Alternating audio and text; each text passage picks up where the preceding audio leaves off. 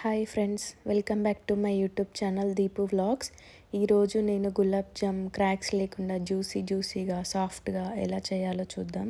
ఇక్కడ నేను ఒక గ్లాస్ ఆఫ్ గులాబ్ జామ్ పౌడర్ని తీసుకున్నాను.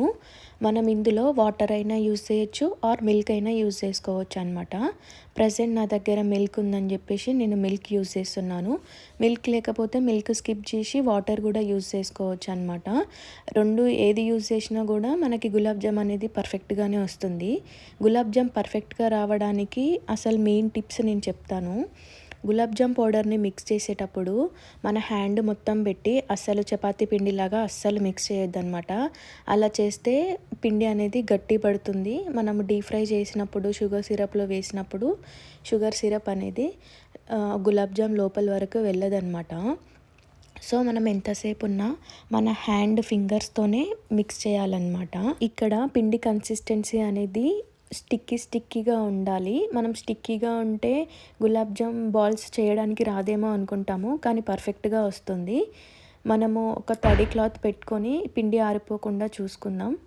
నెక్స్ట్ ఇప్పుడు నేను ఒక గ్లాస్ ఆఫ్ గులాబ్ జామ్ పౌడర్కి ఒక గ్లాస్ ఆఫ్ షుగర్ తీసుకున్నాను. నేను ఒక గ్లాస్ ఆఫ్ షుగర్కి ఒక గ్లాస్ ఆఫ్ వాటర్ యాడ్ చేశాను. బట్ నాకు ఇది లాస్ట్లో ఏమైందంటే షుగర్ సిరప్ అనేది గులాబ్ జామ్లో తక్కువైపోయింది. సో మీరు కొంచెం షుగర్ ఎక్కువ తీసుకోండి, కొన్ని వాటర్ కూడా ఎక్కువనే యాడ్ చేయండి. నాకు షుగర్ సిరప్ అనేది గులాబ్ జామ్కి అక్కడికక్కడికే అయ్యిందనమాట, ఎక్స్ట్రా అనేది లేదు. సో మీరు 1 గ్లాస్ ఆఫ్ పౌడర్కి 2 గ్లాసెస్ ఆఫ్ షుగర్ తీసుకోండి. 2 గ్లాసెస్ ఆఫ్ షుగర్కి 2.5 గ్లాసెస్ ఆఫ్ వాటర్ తీసుకోండి. అప్పుడు మనకి లాస్ట్ వరకు గులాబ్ జామ్కి మనకి షుగర్ సిరప్ అనేది మంచిగా సరిపోతుందన్నమాట. సిరప్కి మనం పాకం వచ్చే వరకు వెయిట్ చేయాల్సిన అవసరం లేదు, షుగర్ అంతా కరిగిపోతే సరిపోతుంది. నేను కొంచెం ఇలాచీ యాడ్ చేస్తున్నాను. ఇలాచీ పౌడర్ అనేది మనకి మంచి ఫ్లేవర్ ఇస్తుందన్నమాట. సో ఇప్పుడు నేను టర్న్ ఆఫ్ చేసుకున్నాను. సిరప్ రెడీ అయ్యే టైంలో గులాబ్ జామ్ పిండి అనేది మంచిగా సాఫ్ట్గా రెడీ అయిపోయింది. ఇప్పుడు దీన్ని మనం చిన్న చిన్న బాల్స్గా చేసుకోవాలి. చూడండి, పిండి అనేది ఇలా స్టిక్కీగా ఉండాలి, చేయి కంటాలి. మనం కొంచెం నెయ్యి తీసుకొని, నెయ్యి ఆర్ లేకపోతే ఆయిల్ కూడా యూజ్ చేయొచ్చు.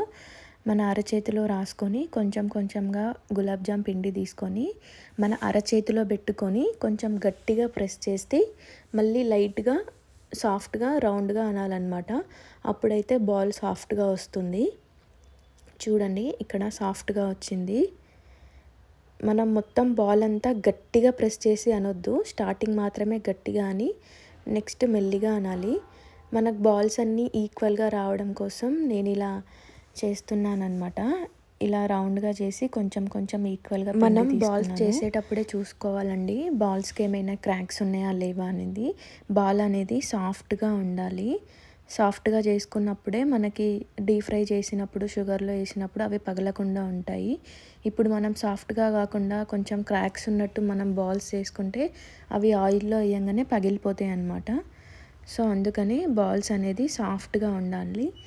ఇక్కడ చూడండి, నేను బాల్స్ అన్నీ సాఫ్ట్గా చేసుకున్నాను. ఇలా సాఫ్ట్గా ఉండాలి.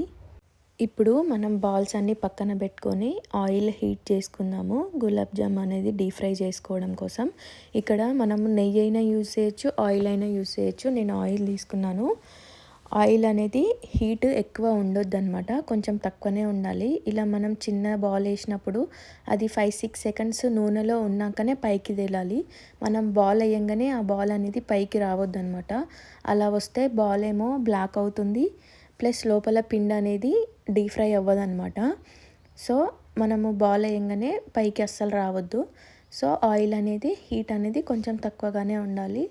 మనం బాల్స్ అనేవి అన్నీ ఒకేసారి వేసుకోకుండా 1 by 1 వేసుకోవాలన్నమాట. చూడండి, 1 by 1 వేసుకొని ఇలా బ్రౌన్ కలర్ వచ్చే వరకు చూడాలి.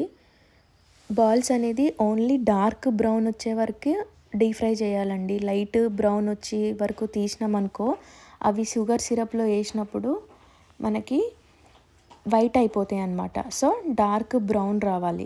అలా ఉన్నప్పుడు వేస్తేనే షుగర్ సిరప్లో అవి ఎక్స్పాండ్ అయినప్పుడు మనకి పర్ఫెక్ట్ కలర్ అనేది వస్తుందన్నమాట. చూడండి, నేను ఇక్కడ షుగర్ సిరప్లో యాడ్ చేసుకున్నాను. మనం షుగర్ సిరప్ రెడీ అయ్యాక బాల్స్ డీప్ ఫ్రై చేస్తున్నాం కాబట్టి ఈ గ్యాప్లో షుగర్ సిరప్ అనేది మీకు కూల్ అయిందనుకో కొంచెం హీట్ చేసుకోవచ్చు అనమాట, పర్లేదు. బట్ షుగర్ సిరప్ మాత్రం మొత్తం హీట్ ఉండొద్దు అనమాట, లైట్గా హీట్ ఉండాలి. చూడండి లాస్ట్ 4 బాల్స్ ఉన్నాయి. ఇవి కూడా డీప్ ఫ్రై చేసుకొని మనం యాడ్ చేసుకుందాము. సో మనం ఇప్పుడు షుగర్ సిరప్లో యాడ్ చేసినప్పుడు ముందుగానే వేసుకున్న బాల్స్ ఆల్రెడీ మనకి షుగర్ సిరప్ అబ్జర్వ్ చేసుకుంటాయి కాబట్టి అవి కొంచెం పక్కకని ఇప్పుడు కొత్తగా వేసుకున్న బాల్స్ కిందంగా పెట్టుకోవాలన్నమాట. సో మీ దగ్గర ఏదైనా కొంచెం పెద్ద కడాయి ఉంటే అది తీసుకోండి. చూడండి గులాబ్ జామ్ నాకు షుగర్ సిరప్ అనేది మొత్తం అక్కడికక్కడికి అయిందనమాట, ఎక్స్ట్రా అనేది లేదు. చూడండి క్రాక్స్ లేకుండా షుగర్ సిరప్ గులాబ్ జామ్ లోపలి వరకు ఎలా వెళ్ళిందో చూడండి. టేస్ట్ అయితే చాలా బాగుంది. నెక్స్ట్ ఏ రెసిపీ చేయాలో కామెంట్లో పెట్టండి. ఏదైనా హాట్ రెసిపీ పెట్టండి, స్వీట్ రెసిపీ కామెంట్ పెట్టకండి. సో నేను కూడా యూట్యూబ్లో చూసి ట్రై చేస్తాను.